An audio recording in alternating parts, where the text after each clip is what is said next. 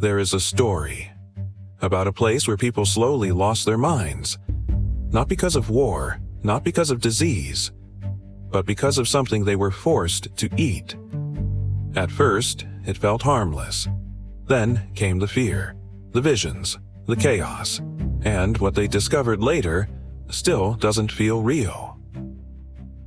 In medieval Europe, animals were sometimes treated as criminals.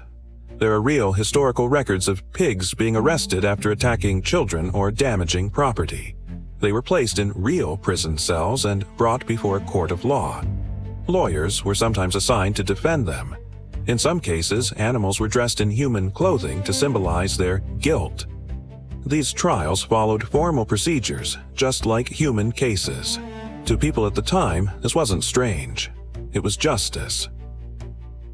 In ancient Egypt, workers who built massive monuments were part of organized labor systems. Many lived in nearby villages with access to food, medical care, and shelter. They were paid in bread, clothing, and beer. Beer was a daily necessity, not a luxury. It contained nutrients and was safer to drink than untreated water. Some workers received several liters each day, depending on their role. This system helped maintain one of the largest construction efforts in human history. In the 19th century, photography changed how people remembered the dead. Because taking a photo was expensive, families often only had one chance. They carefully arranged their loved ones to appear peaceful, or even alive. Special stands were used to hold the body upright. In some images, artists painted eyes onto closed eyelids in the final print. Children were often photographed this way. Today, these images can feel unsettling, but at the time, they were acts of love and memory. In ancient Rome, large-scale public events were central to society. Massive arenas could hold tens of thousands of people. These events included staged hunts, performances, and dramatic reenactments. They were often sponsored by powerful figures to gain public approval. The scale and intensity of these spectacles were meant to leave a lasting impression. For the audience, it was more than entertainment.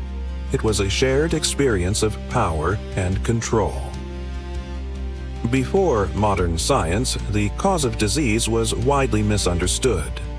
The miasma theory suggested that illness came from polluted or bad air. Cities focused on eliminating foul smells to protect public health. Perfumes, flowers, and burning herbs were commonly used. Even architecture and urban planning were influenced by this belief. It wasn't until the discovery of bacteria that this idea was replaced. But for centuries, people trusted it completely. Some early medical treatments were based on limited knowledge of the human body. Mercury became a widely used substance in medicine. It was applied in ointments, ingested, or even inhaled as vapor. Doctors believed it could remove toxins and restore balance. However, mercury is highly poisonous. Long-term exposure led to severe neurological damage, memory loss, and organ failure. Many patients suffered not from illness, but from the treatment itself. And that story from the beginning, it's real. In certain periods of history, grain supplies became infected with a fungus now known as ergot. This fungus produces chemicals that affect the nervous system. When consumed, it caused vivid hallucinations, muscle spasms, and intense fear. Entire communities experienced these symptoms at the same time. People believed they were cursed, or experiencing something supernatural. But the cause was hidden in their daily food. Some historians suggest this may have influenced strange and unexplained events in the past. What seemed like madness had a very real origin.